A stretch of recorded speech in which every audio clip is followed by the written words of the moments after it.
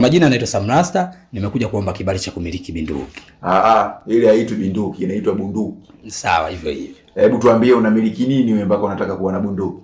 Jana nimepokea hela ya mchezo 58,000.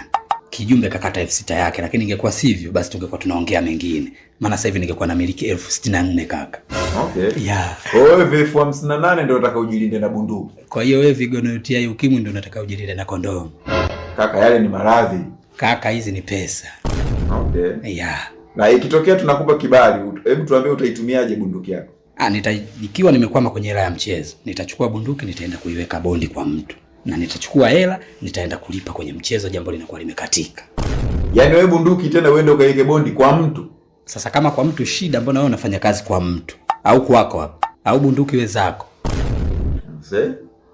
Sawa, hebu tuambie chochote kabla hatujafanya maamuzi. Mimi naomba tuelewane.